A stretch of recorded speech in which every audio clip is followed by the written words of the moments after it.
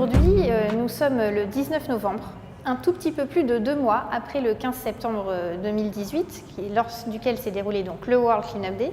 Et donc nous faisons ici le bilan. On est là pour parler de cette journée et puis surtout engager la suite, puisque l'objectif n'est pas de continuer à ramasser des déchets et de trouver des déchets sauvages dans la nature, mais de permettre en fait de faire en sorte de mieux produire, mieux consommer, mieux jeter, voire moins jeter, pour qu'on vive plus en harmonie, on va dire, avec notre planète.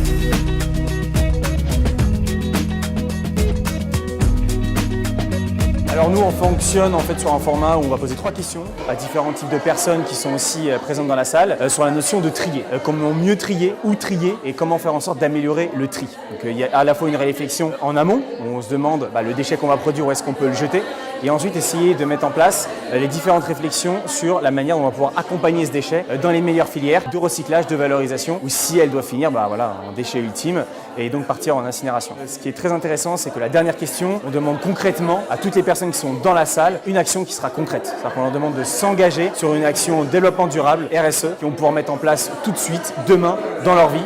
Et ensuite, on va faire remonter toutes ces informations avec les autres ateliers pour essayer d'imaginer ensemble comment demain, on pourrait mieux agir concernant la gestion des déchets.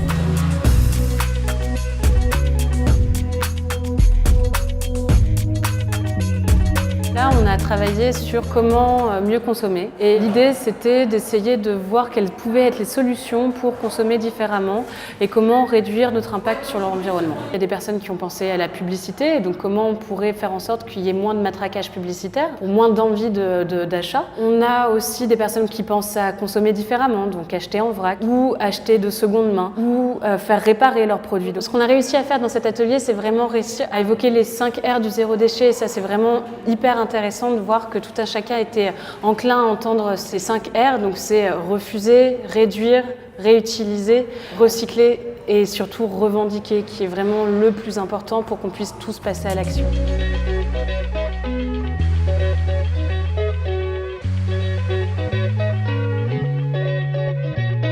Nous, on est entré dans le programme en réalité il y a 2 ans. Mais la France a tout de suite développé un programme avec une recherche de partenariats et de mécènes privés, persuadés que c'est par les entreprises, en travaillant avec elles main dans la main, qu'on allait pouvoir impulser une dynamique positive de changement pour demain. Je pense qu'il y a une chose qu'il faut vraiment retenir, c'est que le World Cleanup Day, c'est une action simple, concrète, positive, conviviale, et c'est vraiment l'occasion aussi d'une grande solidarité entre les uns et les autres, et de faire en sorte qu'un PDG d'entreprise parle avec un petit enfant ou bien avec sa voisine ou une mamie.